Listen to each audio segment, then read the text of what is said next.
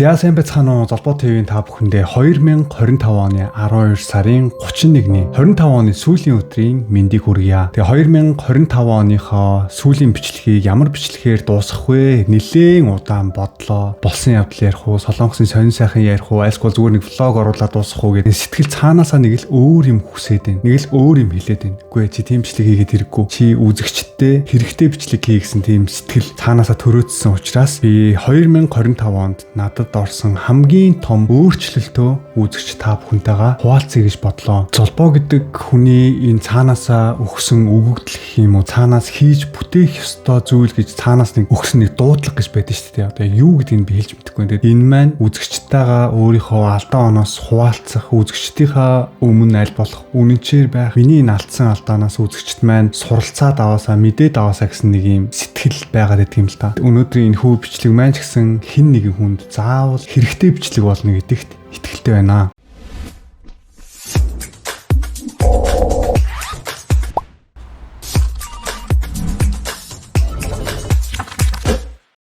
Хамгийн ихэнд та бүхэнтэйгээ хуваалцах сэдэв маань айдас ба манипуляц гэсэн сэдэв байгаа. За би яагаад айдас ба манипуляц гэж нэрлэсэн юм бэ гэхлээр би юунаас ч юм бүү мэд бага наснасаа л их айдас дарамттай амьдарч ирсэн байна гэдгийг ойлгосон байхгүй юу. Гэхдээ яг юу намайг ингэж их тавгуутүүлээд дарамтлаад намайг юм хэцүү мэдрэмжтэй болгоод байгаа гэдгийг би ерөөсөө ойлгодгүй байсан. Энэ мэдрэмжийг авч үзээгүй хүмүүс нь ойлгохгүй. Надтай адилхан яг өнөөдрийг хүртэл аваад амьдарч байгаа хүмүүс ч байгаа. Байнга нэг юм хийх ёстой юм шиг мэдрэмж аваад хин нэгэнд таалагдах ёстой юм шиг тэр тусмаа олон хүнтэй газар байхаараа бүх хүн над руу харж байгаа юм шиг намайг анхаарч байгаа юм шиг тийм сонирн мэдрэмжийг авдаг. За тэгээд үе маш их ганцаарддаг, маш их гонигддаг, хин нэгэнд өөрийгөө зориулж амьдрах ёстой юм шиг. Яагаад юу намайг ингэж их тавгуутүүлээд байдаг юм болоо? Яагаад би айдсыг байнга мэдэрдэг байсан юм бол энэ бүхний хариуг би энэ жил л ойлгосон. Би та бүхнээс асууя л да. Та бүхний зүрх сэтгэл яг гоё тайван амар амгалан байж чадж гин үү? Нэх гоё нам гүм нуур байдэн шүү дээ. Яг тэр нуурыг нэг төсөөлөд бодоод үзтээ. Нэх гоё нам гүм нуур салхилал ямар ч давлгаа байхгүй. Эсвэл таны сэтгэл санаа үнэхээр их дарамттай, айцтай, тогтворгүй, далайн шуурга мэт ийш тийшээ найгаж ганхаж байна уу? Та өөрөөсөө нэг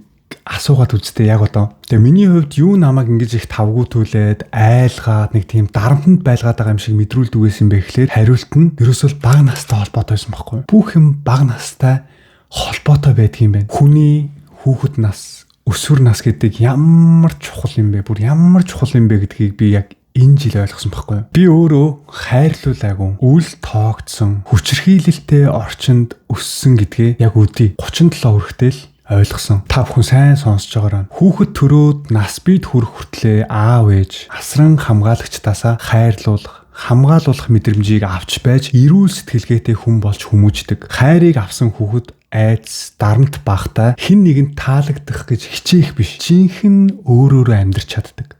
Өөртөө итгэлтэй хүн болж төлөвшдөг. Хүүхэд яг энэ хорвоо ертөнц дээр анх мэдлээ төрөөд энэ сэтгэл гэдэг зүйл нь цав цагаан цаас байгаа шүү дээ. Юу ч мэдэхгүй бүх зүйлийг зүгээр л уусгаж авахд бэлэн байдаг. Энэ цав цагаан цаасан дээр хайр нь давамгаалж бичигдэхүү, хүчирхийлэн давамгаалж бичигдэхүү гэдэг тухайн хүүхдийн ээж аав, эмээ өвөө тэр хүүхдийг асран хамгаалж байгаа хүмүүжүүлэгч тэр хүүхэд ямар орчинд өсөж тойрнож ийн энэ бүгдээс хамаарат тэр хүүхдийн тэр цагаан цаасан дээр юу бичигдэх вэ гэдэг тодорхойлогддог. Би та бүхэндээ өөрийнхөө хүүхэд насыг бүр маш товчхон ярил л да. Хүүхэд насаа бодохоор би айдас, дарамт, ганцаардл хаашаа явахаа мэдэхгүй гацсан хүүхэд харагддаг. Аавгүй ээжтэйгээ дотн харилцаатай биш. Эргэн тойронд байгаа хүмүүс нь загнана, шүүмжлэн, эсвэл зодно. Энэ сэдвэр бичиж байхдаа ч гэсэн би яг нэг хүүхэд насандаа эргээд очиж байгаа байхгүй юу? Золбоо гэдэг хүүхэд яг ямар амьдралыг туулж өнгөрүүлж өссөн юм бол те? Өсвөр насандаа бас Солонгост ирээд ямар амьдралыг туулж өнгөрүүлж нас биеинд хүрсэн юм бол яг энэ амьдралаа эргүүлээд бодонгууд яг саяны өгнүүд л бодогддог ерөөсөө. За бидний үеийн эцэг эхчүүд, ах эгчнэр бол манипуляц хийхдээ жинхэнэ гарсан хүмүүс байсан. Өөрөөр хэлбэл хүний бодол, мэдрэмжийг байнга үгүйсгдэг. Өөрийг нь байнга буруутгаж, загнаж, зэмлэж, буруутай мэдрүүлж газлайтинг хийдэг. Би бүх эцэг эхчүүд, бүх ах эгч нарыг буруутгаагүй шүү. Гэхдээ дийлэнх хүмүүс, бидний дээд үеийн дийлэнх ах эгч, ээж аав нар бол хүүхдүүддээ бурууг өгдөг тийм хохирогчийн сэтгүүтэй те хүүхдүүддээ ялархаж амьдэрдэг хүмүүс байдаг хгүй. Ялархаж амьдардаг хүмүүсийн байн хэлдэг үг байдаг. Ямар үг вэ гэхээр та нараас болоод аав чинь зовж байна. Та нараас болоод ээж чинь зовж байна. Та нараас болоод бидний амьдрал ингэж доройтсон. Та нараас болоод би зовж байна. Та нарын төлөө явсаар байгаад би өвчтөө болсон. Би та нарыг харсаар хагаад миний залуу нас байхгүй болсон. Би байгаагүй бол та нарын амьдрал сүрх байсан. Над шиг хүн байхгүй. Би бол ёстой хамгийн мундаг хүн. Та нар бол азтай хүүхдүүд. Над шиг хүн байгаа учраас та нар сайн явж байгаа гэл те. За яг хөө иймэрхүү бие төвтөө байн хүнд буруу өгдөг, хүнийг сэтгэл зүгээр нь хүчрхийлдэг, бие мах бодоор нь хүчрхийлдэг ийм хүмүүстэй нас биенд хүрсэн хойно уулзах юм бол айгу яг хөө те. За энэ угаасаа үйлчлээд энэ угаасаа нэг иймэрхүү сэтгүүтэй хүн байна гэд холтчиж болно шүү дээ. Гэхдээ яг иймэрхүү хүмүүстэй бага насандаа, хүүхэд насандаа, өсвөр насандаа уулзах юм бол тэр хүүхэд бол зүгээр л хүчрхийлэл дунд л өссөн гэсэн үг. Би их сони яагаад ч юм багаасаа бүх зүйл дээр хит хичээх ёстой юм шиг, бүх асуудал надаас болоод байгаа юм шиг тийм мэдрэмжийг авдаг гэсэн байхгүй юу? Золбоо гэдэг хүүхдийн мэдрэмж болгон үгүйсгэгддэг гэсэн. Хүн надад юу гэж хэлэн тэр бүх үгэнд нь итгэждэг. Тийм үү тэр хүн дээр очиод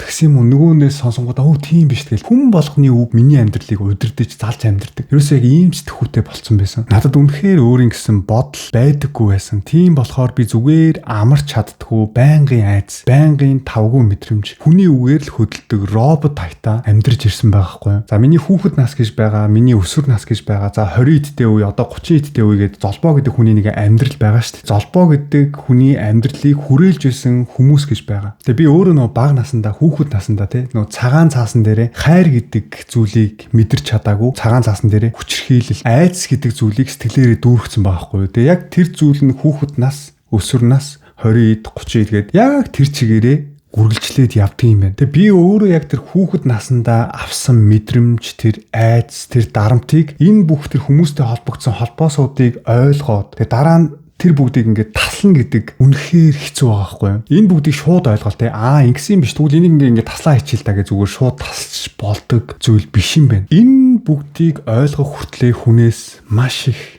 золиос гардаг. Маш их золиос гардаг. Өөрөө олон зүйл дээр унж, бүдэрч, алдаж явж байгаад эцэст нь би ингэсэн юм биш үү гэдгээ ойлгож байгаа байхгүй юу? За одоо тэгвэл та бүхэн маш сайн сонсоод аваарай. Энэ бүр би өөрийнхөө амьдралын туршлагаас олж авсан мэдрэмж шүү. Яг нэг юм бөөрөнхий одоо circle гэж ярьдаг те. Энэ бөөрийн хэл байнга давтагддаг юм байна л да. Хүүхэд насандаа хэрвээ үл тоогдож хүчрхийлэлтэй орчинд өссөн бол тэр хүүхдийг байнга манипуляц хийж, газлайтинг хийж, боомилдог ийм хүмүүстэй уулзсан бол тэр хүмүүстэйгээ үргэлжлүүлж амьдрсаар хагаад амьдралаа дуусгах уу эсвэл энэ хүнээс салах уу гэдэг ийм хоёр сонголт дээр ирдэг. Мэдээж хамт амьдраад явах юм бол юу болох нь ойлгомжтой тий. Өөрийгөө үгүйсгдэг хинч биш зүгээр хүнсийг болоод амьдрал нь дуустдаг. Хүчирхийлэл байхдаа хизээш ойлгохгүй. Өөрөө гараад ирсэн хойно яг ганцаараа бүх зүйлийг эргцүүлж бодоод бүх зүйлийг салгаад тусгаарлаж бодсон үедээ хүмүүс яг ойлгож эхэлдэг юм байна. Ойлгосныхаа дараа яадаг гэж өөрийг нь үгүйсгдэг байсан, хүчирхийлдэг байсан хүмүүс тэгэд өнгөрсөн амьдралаа аимшигтай үзэн ядаж эхэлдэг. Дараа нь яадаг вэ гэхээр өөрийнхөө бага насн дээр эргээд очдөг. Золбоо гэдэг хүүхэд чинь ийм амьдралыг туулаад ирсэн юм биш үү? Энэ хүүхэд бага наснда бүр үнэхээр өрөвдөлтөй орчинд өссөн юм байна. Яаж энэ бүгдийг тиссэн болоо гэд үнэхээр өөрийнхөө бага насыг өрөвдөж хайрлаж эхэлдэг. Өөрийгөө ойлгоод ямар амьдралыг туулж ирснээ мэдээд эдгрээд эхлэхээр яадаг гэж дараа нь нөгөө хүмүүсээ уучлж эхэлдэг юм байна. Энэ бүгдийг ойлгоод бага насндээс нь золбоогоос уучлалтгүйгаа золбоог нэгсэнд аягүй өрөвдөж байгаа байхгүй юу? Чи үнэхээр хичээсэн юм байна. Чи ганцаараа маш их ганцаардсан юм байна. Чи хүнд ч хэлж тайлбарлаж чадаагүй юм байна. Чи бүх мэдрэмжээ нууж амьдрсан юм байна. Чи маш их айцтай байсан юм байна. Хинч чамайг чи юу бодож байгаа юм? Чи яаж юм? Чи шаналж гин үү? Чи зовж гин үү? Чи цаашд яамаар байна? Юу хэмээр байна гэж юу ч асууж байгаагүй юм байна. Чи зүгээр л айц донд чичрээд өсч ирсэн юм байна. Би өмнөх амьдралаа эргүүлээ бодонгод би бүр аимшигтай өөрийгөө үзэн яддаг, өөрийгөө уучлалтгүй, өөртөө бүр амар хатуу ханддаг гэсэн байхгүй юу? Солонгос ирээд өсвөр насныхаа үед ч тэр 20 эдтэй байхтаа ч тэр 30 эдтэй байхтаа ч тэр байнга өөрийгөө зодддаг. Зүгээр л тийм байнгын айцыг мэдэрч ирсэн юм уу? Ямар нэг юм хийхгүй бол болохгүй, байнгын дарамттай зүгээр байхтаа хүртэл ингэ нэг гимшдэг, нэг юм буруу хийсэн юм шиг, нэг юм хийх ёстой юм шиг, нэг хүн рүү ярих ёстой юм шиг. Ойр дотны хүмүүсээс дуудлага ирэнгууд нь авахаасаа айдаг. Би уцаар ярих травматай байсан бүр. Травмата одоо ч гэсэн ерөөс уц авч чаддгүй л дээ. Би хүмүүсийн уцыг ерөөс авч чаддгүй бүр. Өнгөрсөн амьдрал, өнгөрсөн алдаагаа байнга бодож өөрийгөө буруутгадаг. Бүр байнга буруутгадаг. Яах вэ тэр үед тийвэ? Тэр үед тгийг бол, тэр үед тэнтэй уулзрааг бол, тэр үед би тэгсэн бол ингэсэн бол зүгээр л ингээд өнгөрсөн амьдралтайгаа ингээд зууралдаад базалтаад ингээд бүр юм хохирогчин сэтгүүтэй болсон. Өнгөрсөн амьдралд болсон тэр алдаан дотроо гаццсан. Тэгээ 25 онд би өөрийнхөө амьдралыг уучлж гисэн байхгүй юу. Бага наснд байсан золбоогоо өрөвдөөд хайрлаад уучлалт хүсээд өсвөр насндаа байсан 20 эдтэй байсан зөндөө алдаа гаргасан золбоо тий одоо 30 та байгаа золбоо энэ бүх өөрийнхөө амьдралаас уучлалт гуйсан, өөрийнхөө амьдралыг уучлсан. Тэгээ одоо л эргэн тойрныхоо хүмүүсийг чин сэтгэлээсээ уучлах гэж хичээж байгаа. Тэгэхээр магадгүй яг одоо энэ бичлэгийг үзэж байгаа зарим нэг хүмүүс нь бодож байгаа. Золбоо энэ Монголд чамаас аимшигтай амьдралыг туулж байгаа, чамаас амар хүчрхийлэлд өссөн те бүр хэцүү амьдралыг туулж байгаа өчнөө олон хүүхдүүд байгаа ш. Тийм амьдралыг туулаад одоо амьдралаа мундаг аваад явж байгаа зөндөө олон хүмүүс байгаа ш. Магадгүй ойр дотны хүмүүстэй энэ бичлэгийг үзэж байгаа л хүүхста чамааг өсөх гэж ингэж ярьж яхад ингэж ярьж идэг. Би ч хүчрхийлэлд өртсөн юу гэнэ вэ гэд баг ууралцсан бухимдсан сууж ич магадгүй. Тэр хүмүүстэй би ганц зүйлийг л хэлмээр байна. Хизээч өөрийнхөө хэмжүүрээр, өөрийнхөө сэтгэлээр, өөрийнхөө туулсан амьдралын хэмжүүрээр, өөрийнхөө тэр мэдрэж байгаа зүйлээр бусд хүмүүсийг дүгнэх нь буруу юм байна. Хизээч өөрийнхөө хэмжүүрээр бусд хүмүүсийг битгий дүгнэ. Тэр бол таны бодол, миний бодол биш. Өөр хин нэгний бодол биш. Тэр зөвхөн таны бодол. Хамгийн гол хүн нь хин юм бэ гэхэлэр би байхгүй юу? Би өөрөө тэр үед өвдсөн байна. Би тэр үед шархалсан байна. Яагаад миний бага наснда авсан тэр мэдрэмжүүдийг өөр хин нэгэн хүнтэй харьцуулж үгүйсгээд байгаа? Тэр хүний амьдрал нэг өөр амьдрал. Миний амьдрал нэг өөр амьдрал байхгүй юу? Би бага наснда бүр дэндүү их мэдрэмтгий, дэндүү их мэдрэмжтэй тийм хүүхэд байсан байхгүй юу? Олон зүйл дээр энэ авьяас гэх юм уу, энэ зүйл минь ажиглагддаг байсан. Би бусд хүүхдүүд нэг зүйлийг хараад нэг зүйлийг мэдэрч хахад би нэг зүйлийг хараад 3 4 зүйлийг ургуулж бодож чаддаг байсан. Юмыг маш олон өнцгөөс нь харж чаддаг байсан. Хүүхэд болгоны сэтгэл,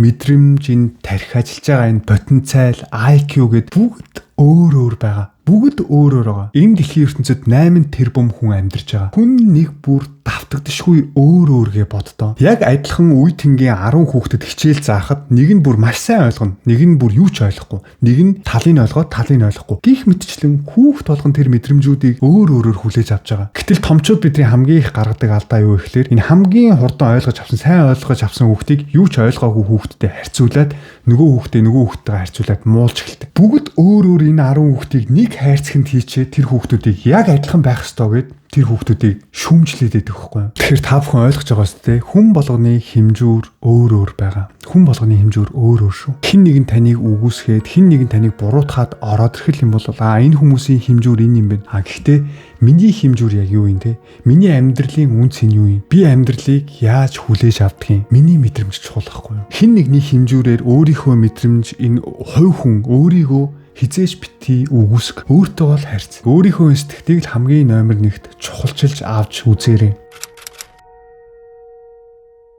За хоёр дахь ярилцах сэдэв маань давтамж. Яагаад давтамж гэдэг нэр өгсөн бэ гэхлээр хүчирхийлэл, манипуляц, газлайтинг дунд өссөн хүүхэд том болоод хүчирхийллийг хайр гэж андуурдаг. Тийм хүүхдүүд насанд хүрээд жинхнээсээ хайрлаж хамгаалж чадах хүнтэйгээ уулзрахдаач тэр хайрыг танихгүй бүр айгаад цухтаагаад яваад өгдөг. Жинхэнэ өөрийг нь хайрлах хүн гараад ирсэн баг. Тэр хайрыг ойлгохгүй болохоор хүчирхийлэлтэй мэдрэмжийг хайр гэж сэтгэл нь мэдэрсэн байгаа шүү дээ. Тэгээ хайрлаад хамгаалъя гэхээр тэг сонин санагдаад ингээд хүү яагаад байгаа юм болоо гэдэг айгаа цухтаагаа явчихдаг гэж байгаа байхгүй юу? Яагаад вэ гэхлээр даалд ухамсар нь жинхэнэ хайрыг хүчирхийлэл. Харин хүчирхийллийг хайр гэж буруу холбоос бүр даалд ухамсарт нь тогтцсон байдаг. Сүүлд би Ruby-гийн ороосон бичлэгийг үзсэн байхгүй юу? Тэгээ тэр бичлэгийг нь үзчихэд бүр үнэхээр санал нийсэн. Яасан бэ гэхлээр Ruby 10 жилд байхдаа хамт бүжгэлдэг байсан л тэр ах нь юм шиг байна. Тэр ах нь орж ирээд нэг хүнтэй зодтолтоол тэ амар хараал мараал хэлээл гэсэн чинь тэр хүнийг шууд ингээд хайрлах мэдрэмж төрсөн гэж. Ruby-гийн хувьд ч гэсэн яг өөрийнхөө YouTube суугаараа өөрийнхөө амьдралыг маш илэн талангүй ярьдэн штэ. Яагаад вэ гэхлээр залуу охтууд ч гэсэн над шиг бити алдаасаа энэ бүгдийг ойлгосоо гэсэндээ ярьдаг. Тэр бүх асуудлаа хуваалцдаг. Тэгээ Ruby өмнө өөрөө ярьж байсан. Бага наснда маш их хүчирхийлэлтэй орчинд өссөн. Аав нь ээжийг нь зодддаг байсан те. Аав нь архиудаг байсан. Тэгээ их цах гэл ер нь эргэн тойрных нь хүмүүс нь өөрийг нь маш их хүчирхийлдэг ийм аимшигтай орчинд өссөн. Тийм хүүхэд чинь хайр гэдэг те. Нөгөө цагаан цаасан дээр нь хайр биш хүчирхийлэл бичигдсэн байхгүй. Бага наснаасаа хүчирхийллийг хайр гэдээ ойлгоцсон. Тэнгуудаа яг нөгөө нэг 10 жилд байхдаа нөө амар хараал мараал лeel зодон зохион хийж байгаа залуучдыг харангуудаа Энийг хайр гэж андуураад крашлаа тэгээ үерхээ явчихж байгаа байхгүй. Тэр залуу нь өөрийг нь тоодгүй, тоомсралтгүй, араар нь тавьдаг ингээл хуураад тэгээ өөрийг нь нуугаал хинч биш болгоод ингээл яваад тахт ингээл араас нь юу ч мэдэхгүй яваал. Яагаад вэ гэхээр тэрийг хайр гэж андуураад байгаа учраас. Үнэхээр ээжтэй, аавдаа хайрлагдсан, үнсүүлсэн, тэрүүлсэн, ярилцдаг, ойлгодог тийм охин те 10 жил нэг залуу орж ирээ зодон зохион хийгээл харааллаа гэвэл хүүе чи ямар амар юм бэ ёо энэс бурхан минь холдъё л гэж бодсон шүү дээ. Яагаад вэ гэхээр тэр охин тийм орчинд өсөөгүй учраас тэр охин зүрх сэтгэлдээ жинхэнэ хайр гэдэг зүйлийг ойлгоод тэр мэдрэмжийг авсан учраас тэрийг хүчирхийлэл гэдгийг мэдээд ойлгоод ялгаж салгаж чадчих байгаа байхгүй юу. Тэгээ хүн гэдэг нь өөрийнхөө хувийн амьдралыг ингээд олон дэлгээд ярина гэдэг тийм амар зүйл биш шүү дээ. Тэгээ Рубиг би маш зоригтой байна гэж хардаг. Тэр өөрийнхөө бага насанд туулсан амьдрал, тэр их зовлон, шаналл, тэр сэтгэл зүйн асуудлаа ингэж олон дэлгэж гин гэдэг үнэхээр зоригтой байгаа байхгүй юу. Яагаад хэлж байгаа вэ гэхээр яг л нөгөө нэг би энэ дээр алдсан юм биш. Би ингэж өвдсөн юм биш. Над шиг хэлж ярьдаг хүн байхгүй хүүхдүүд энэ мэдрэмжийг бити аваасаа гэсэндээ олон дэлгэж хувааж байгаа байхгүй юу. Бити алдаасаа. Бага насандаа ийм хүчирхийлэлтэй орчинд өссөн хүүхдүүд юу гэж боддог вэ гэхээр би хизээж тийм хүнтэй суухгүй гэж шийддэг хэрнээ олон тохиолдолд яг тэр төрлийн хүнтэйгээ очоод нийлчихсэн байдаг. За зүгээр жишээ аваад ярил л да. Багада аав нь эсвэл ээж нь архины хамааралтай өөрийг нь сэтгэл санаа болон бие мах бодоор нь хүчирхийлдэг байсан бол тэр хүүхэд том болоод би хизээч архиудаг хүнтэй суухгүй дээ гэж бодно. Гэтэл дийлэнх тохиолдолд яг адилхан архины хамааралтай хүнтэй очоод нийлчихсэн байдаг. Эсвэл би хизээч аав шиг эмэгтэй хүнд гар хүрдэг хүнтэй суухгүй дээ гэж бодож явсаар нэг мэтгэл өөрийг нь зоддог хүнтэй нэг гэрт ороод хамт амьдарч байдаг. Мөн би ээж шиг аавыг үл хүндэлдэг ийм аимшигтай сэтгэл зүйн хүчирхийлэл хийдэг эмэгтэй хүнтэй хизээч нийлэхгүй гэж бодож явсаар нэг мэтгэл сэтгэл зүгээр хүчирхийлүүлээд хамт амьдарч явдаг. Би хизээч ийм аимшигтай амьдралаар амьдрахгүй гэж бодож явсаар эцэст нь яг тэр аимшигтай амьдралаа өөрөө үргэлжлүүлээд аврагчийн дүрд орж салж хагцаж чадахгүй явсаар ганц олдох амьдралаа хүчирхийлэлд өртөж үн цэнгүй өнгөрүүлдэг. Хүчирхийлэлд өссөн хүүхдүүд дийлэнх нь аврагчийн сэтгэл зүйтэй болцсон байдаг. Аврагчийн сэтгүүтэй болцсон тохиолдолд хамгийн аюултай нь юу вэ гэхээр яг өөрийг нь тэр хүчирхийлдэг хүнийг аврах гад тэр хүнтэй амьдраа яваад байхгүй. Тэр хүн өөрчлөгдөндөө хизээ нэгэн цагт ойлгондоо хизээ нэгэн цагт ухаарандаа энэ хүн өөрчлөгдөх байлгүй дээ. Би энэ хүнийг хайж авч болохгүй. Нөгөө хүн архиугаал, мөрөөдөө тоглоол, өөрийг нь зодоол, сэтгэл зүгээр нь дарамтлаад, хүчирхийлэл, үглээл, өөрийг нь үгүйсгээл, мэдрэмж болгоныг нь буруутгаал, дарамтлал байхад тэсэл амьдраад идэг. Яагаад вэ гэхээр тэр хүмүүсийг аварна, өөрчлөгдөндөө гэсэн тэр горьдлого байдаг учраас. Гэхдээ бид нар иймэрхүү хүчирхийлэгч хүмүүсийг өөрчилж чадах болов. Хүчирхийлэгч хүнийг бид нар өөрчилж тэр хүнийг архиа уухаа болохыг, мөрөдө тоглохоо болохыг, зодохыг нь учир зүггүй яншиж ууралдаг, зөвхөн өөрийгөө зөвтгдөг, байнгын миний буруу мэдрэмжийг төрүүлдэг ийм хүмүүсийг бид нэр аварч өөрчилж чадахгүй. Энэ бол боломжгүй. Харин бид нар яах ёстой юм бэ гэхээр өөрийгөө л аварч чадна. Эхлээд бид нар хүүхэд байсан өөрийгөө аврах ёстой. Тэр хүүхдийг эдгээх ёстой. Энэ бүгдийг ойлгосон цагт л миний амьдралд юу болоод байгааг боддоор харж ухаардаг. Харин тэр хүчирхийллийнхаа орчин аимшигтай амьдрал донд байхдаа энэ бүгдийг ойлгох ухаан байдаггүй. Яг энэчнээс таслагдаад өөрөө яг тусдаа гарч ирээд цааш яг юу болоод байна гэж бодсон үед л энэ бүгдийг ойлгож эхэлдэг байхгүй юу? Боддоор харж ухаарсныхаа дараа хүчирхийллийн орчноос өөрийгөө багаар холдуулж эхэлдэг. Яг үннийг хэлээ. Золбоо нь өнөөдөр үнэхээр тайван болж байгаа. Өмнө мэдрэгддэг байсан айц, тавгүй мэдрэмжүүд багаар алга болж байгаа. Намайг өвдгсөн, намайг буруутгадаг байсан, миний мэдрэмжийг үл ойшоодаг байсан, өөрийнхөө зөв гэж дайрдаг байсан энэ хүмүүсээс би холбоогоо тасалж чадсан. Нэг үнэн зүйлтэй нүүр тулсан. Тэр нь юу вэ гэхээр тэр хүмүүс миний амьдралын эзэн байгаагүй юм байна. Тэр хүмүүс үхэн үхтлээ бурууга хүлээн зөвшөөрөхгүй юм байна гэдгийг би ойлгосон. Хизээч миний буруу байсан бэ, намайг уучлаарай гэж хэлэхгүй юм байна гэдгийг ойлгосон байхгүй юу? Би заавал тэр хүмүүст таалагдах албагүй юм байна. Би заавал тэр хүмүүсийн үгээр амьдрах шаардлагагүй юм байна. Би гэдэг тусдаа хүн, тусдаа сэтгэлтэй, тусдаа бодолтой, тусдаа мэдрэмжтэй. Би гэдэг тусдаа хүн юм байна гэдгийг ойлгосон байхгүй юу? Миний амьдрал бол миний амьдрал. Амьдралаа би өөрөө сонгож явах ёстой юм байна. Үүнийг үнэхээр дотроосоо ойлгосон мөчөөс эхлээд би асар их тайвширлыг мэдэрсэн. Бага насандаа хүлээстэй үлдсэн золбоогийн тэр хүлээсийг тайлсан гэж хэлэхэд илүүдэхгүй. За тэгвэл бүгдээрээ 3 дахь сэдв рүү оръё. Зайгаа барь. Яагаад зайгаа барь гэж нэрлсэн бэ гэхээр 2026 онд бид нэг юмыг маш сайн ойлгох хэрэгтэй. Хүнээс холдох нь муу хүн болно гэсэн үг биш шүү. Та өөрийгөө аюулаас хамгаалж байгаамаа. Магадгүй таны холдох ёстой хүн чинь таны ээж байж болно, таны аав байж болно, таны эмээ өвөө, ах дүү, ажлын байрны хүн, ойр дотны найз нөхөд хинч байж болно. Хэн байх нь хамаагүй. Хэрвээ тэр хүн танд байнга газлайтинг хийж, манипуляц хийж, таныг үгүйсгэж, өөрийгөө дүйлгэж, таны бодол мэдрэмжийг буруу болгож байвал тийм хүнээс аль болох хурдан зайгаа барь. Ийм хүмүүсийг таньж мэдэх амархан. Би та бүхэндээ маш тодорхой хэлээд өгье. Хамгийн нэгдүгээр таны мэдрэмжийг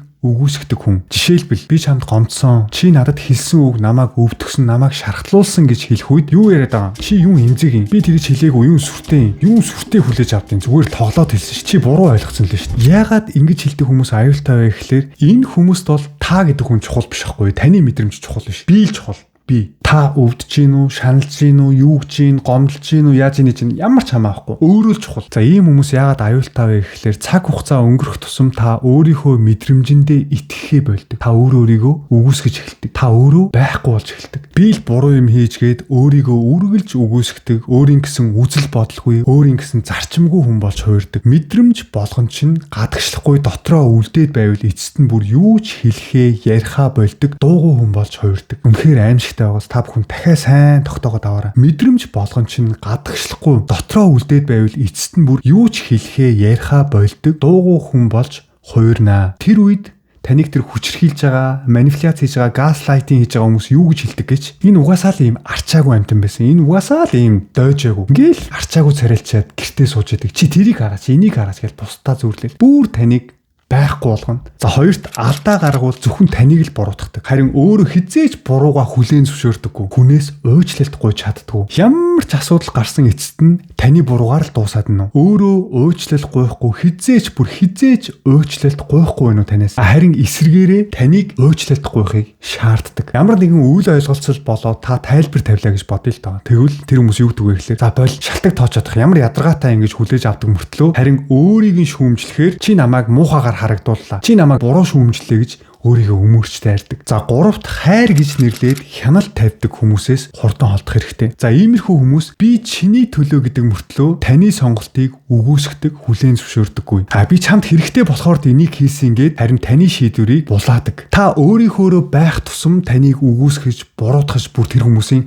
уур нь хүрдэг. Зүгээр жишээ болгоод ярих юм бол би энэ удаа ингэж үзмээр байна. Би энэ удаа ийм юм хийж үзмээр байна гэсэн чинь наадха боль чи чадахгүй штэ. Наадха бити чи зүгээр энийг хийгээ. Таны энэ гаргаж байгаа, таны хийхийг хүсэж байгаа тэр шийдвэр бүх зүйлийг үгүйсгдэг хүмүүсээс аль болох хурдан зайгаа бариарай. Ингэж явсаар байгаа та эцэст өөрийнхөө хүсэл мөрөөдлийг өөрөөсөө нуудаг болно шүү. Дөрөвт таныг байнга өөртөө юм шиг мэдрүүлдэг хүнээс аль болох хурдан зайгаа бариарай. Иймэрхүү хүмүүс яадаг вэ гэхлээр би чиний төлөө юу хийсэн бэлээ? Би чиний төлөө яаж амьдрсан бэлээ? Байнга ялрахдаг. Би ста чиний төлөө би гэсэн би тэгсэн гээл тусалснаа зэвсэг болгож ашигладаг. Таны амьдралыг өөрийн өмч мэт хардаг. За би нэг удаа өөрийнхөө амьдралын талаар шийдвэр гаргах гэж оролдлоо гэж бодъё л доо. Зүгээр л би ингэж амьдрмаар байна гэд хэлсэн чинь чи амиа хичээж чинь. Чи ямар муухай амиа хичээсэн хүн бэ? Би ингэж амьдрч яах чи тэгж амьдрах тахтай байдیں۔ Би чиний төлөө ингэсэн, би чиний төлөө бүх юмаа золиосон, чамайг хүн болгохын тулд би өөрийгөө дуусгасан тэр үгийг сонсоод хүн маргаашийнхаа төлөвлөгөөг бодох биш өөрийгөө буруутгаж эхэлдэг. Хүчирхийлэгчид надад хайр өгч намайг хамгаалж байгаа юм шиг ярьдагч цаанаа өрийн бичиг өгч байдаг. Чи надад өртөө шүү гэж байнга тэр хүнд мэдрүүлдэг байх нь штэ. Ийм үед хүүхэд өөрийн амьдралыг бүтээх биш эцэг эхийн өрийг төлөх гэж амьдарч эхэлдэг. Тавт таны амжилтыг үгүйсгэж өөрийгөө дүйлэгдэг хүн. Иймэрхүү хүмүүс яадаг вэ гэхэлэр та нэг юм хийгээд бүтээчлээ гэж бодъё л доо. Тэгвэл тэр чинь шууд үгүйсгдэг. Наа чи юу ч биш штэ. Хинч чаддээ штэ. Би ч гэсэн хийчлээ.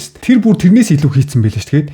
Таны ажлыг бол шууд үгүйсгдэг. Харин өөрөө нэг юм хийгээд бүтээчих юм бол над шиг хүн байхгүй. Би мундаг. Би тэрийг хийсэн штэ. Би энийг хийсэн штэ. Би тгийж чадсан штэ. Би энийг бүтээсэн байгаа штэ тэ. Та өсөх тусам, та сайн явах тусам тэр хүмүүс танд дургуутдаг. Жишээлбэл та ажил, бизнес, амьдралдаа нэг алхам урагшлахад чи их өнгөрөө болжээ гэж гутаадаг, доромжилдог. За 6-т таны гомдоохтой гашсан мөртлөө гомцсны шин дараа чи юу сүртэй юм? Чи юу эмзэг ингэж хэлдэг хүмүүс. Иймэрхүү хүмүүс яадаг вэ гэхэлэр хүнийг маш муухай доромжилж гутаачаад би үнэн л юм хэллээ шүү. Би чиний л төлөө хэллээ шүү гэж манипуляц хийж газлайтинг хийдэг. Харин гомдоод ч юм уу дууга ураачих юм бол чи юу эмзэг юм? Юу сүртэй юм? Ийм химиг зүгээр хүлээгэл авчаач. Чи ийм химиг хүлээж авч чадахгүй ч цааш яаж амьдрах гэдэг юм гээл. Иймэрхүү байдлаар таныг байнга буруутгадаг хүнээс аль болох хурдан зайгаа аваарай. Хэдүүлээ одоо тэгвэл бүр тест хийгээд үзье л да. Таны эргэн тойронд ийм хүн байна уу үгүй юу мэдэх маш амархан. Одоо яг та эргэн тойрныхоо хүмүүсийг төсөөлж бодоод энэ тестийг бүгдээрээ хийгээд үзье. За энэ хүн байж магадгүйгээ төсөөлж бодож байгаа хүн танд байгаа. Тэр хүнийгээ төсөөлж бодоод тэр хүнтэйгээ та уулзсныхаа дараа цээж чинь давчддгүү. Нэг тийм хэцүү мэдрэмж авдаг. Яг юу нь болохгүй байгаа нь мэддэггүй мөртөө нэг л тавтахгүй мэдрэмжийг авдаг. За дараа нь ходоод чинь эвгүүрэхдэггүй. Энэ гизэр чи эвгүй оройл тэмтэй хоо шингэхгүй байгаа юм шиг мэдрэмж аваад болсон зүйлийг тайлбарлаж өмөөрөх гэж ядардаг. Та тэр хүнтэй уулзаад ярилцсныхаа дараа яагаад ч юм бүр ингэж ойлгуулж чадаагүй. Тэр ярилцсны үр дүн гарахгүй нэг л юм болж бүтэхгүй байгаа тийм хэцүү мэдрэмжийг авч ийсэн үү. За бас би л буруу тань болов. Надад л асуудал байгаад ах шиг байна. За би л энийг өөрчилчих тийм үү. Нэрэл миний буруу ч юм уу гэсэн бас ийм мэдрэмж авч гин үү. За түүнчлэн та өөрийнхөө мэдрэмжийг хэр их үүсгэж байна. Анх уулзахдаа нэг ийм юмний талаар ярина гэж бодож исэн чи яагаад ийм юм дээр дуусчих вэ? Би уг нь тэр хүнтэй энэний талаар ярилцах гэсэн бүр шал өөр сэдв болоо явцсан бах юм. Таны мэдрэмж чинь байхгүй болсон байна уу? Энийг бас маш сайн ажиглах хэрэгтэй. За танд хэрвээ иймэрхүү мэдрэмжүүд төрж байгаа болвол тэр хүн чинь зөв хүн биш байх магадлал тун өндөр шүү. Аль болох хурдан зайгаа бариарай. Харин та зөв хүнтэйгээ байхад ямар мэдрэмж төрдөг вэ гэхлээр тайван байна. Өөрөөрөө байна. Айхгүй үгээ бодлого хэлж болдог. Үгээ хянаал за би ингэ хэлчихвэл яах вэ? Тэгээ хэлчихвэл яах вэ гэж бодох шаардлагагүй. Чинхэн өөрийнхөөрөө байж чаддаг. Тэнийг юм ярьсан ч инээгээд тэрий чинь гой ойлгоод хүлээгээд авчдаг. Алдсан ч хүн шиг харьцаж чаддаг. Өө яах вэ чи тэрэн дээр алдаал гэж. Яг дараа сайн ихэд болно шүү дээ. Хүн болгон л алддаг шүү дээ. Би ч гэсэн тэрэн дээр алдсан. Сүртэй за зүгээр битээ санаа зов чи чаднаа. Нэг удаа алдсан юм чи тэржээс зөндөө юм ойлгож авсан шүү. Дараагийн удаа хамт хийгээд үзэн шиг юм уу. Тэр алдаагийн чинь таны буруу биш. Таныг тэр алдаан дээр чинь дамжуулаад нэг шат ахиулах гэж таныг дэмжиж төсч таныг ойлгож гинөө. Тэрийг та бас маш сайн харах ёстой шүү. Тэгэхээр та 2026 онд таныг байнга буруутгаж өөртөө итгэлгүй болгож тайван байлгадгүй хүмүүсээс хурдан зайгаа бариарай. За дөрөв дэх сэдэв шинэ эхлэл. 2025 он миний хувьд шинэ эхлэл байсан. Үннээс зүгтаах биш. Өөрийгөө ойлгож үнэнтэй нүүр тулсан үед л эдгэрэл явагддаг юм байна гэдгийг би ойлгосон. Би үнэхээр их тайвширч байна. Намайг зовоодог байсан айдас, зовир, дарамтууд нэг нэгээрээ алга болж байна. Үнэн намайг үнэхээр өөрчилж байгаа. Энэ амьдралд үнэн гэж байдгийн байна. Би одоо илүү найдвартай, илүү тайван амьдарч байна. Надад цаашд амьдрах эрч хүч найдвар байна. Өмнө нь хий хоосон цагийг өнгөрүүлж, архиууж, тамхи татаж, шоудаж, зугаацаж, завхаарч явсан бол энэ бүгдээс би баг багаар холдож чадж байна. Миний амьдрал сэргэж байна. Миний амьдрал жинхэнэ аз шаргал, жинхэнэ хайрыг мэдхээр тэмүүлж, үнний эрэлд гарч яваа. Үннийг олж мэд үнэн та нарыг эрх чөлөөтэй болгоно. За тэгээ өнөөдрийн бичлэгтээ хамт байсан үзэгчид та бүхэндээ маш их баярлалаа. 2025 онд та бүхэн үнэхээр хичээсэн шүү. 2025 онд Золбоо ТV-тэйгээ хамт байсанд маш их баярлалаа. Бичлэгтээ минь байнга хамт байсан үзэгчдээ үнэхээр их баярлалаа. Бүгдээрээ 2026 онд бүр ихийг хийж бүтээх болно. За бүгдээрээ тэгээд эх жил уулзцгаая. 2026 онд уулзцгаая. Баяртай. Хайртай шүү.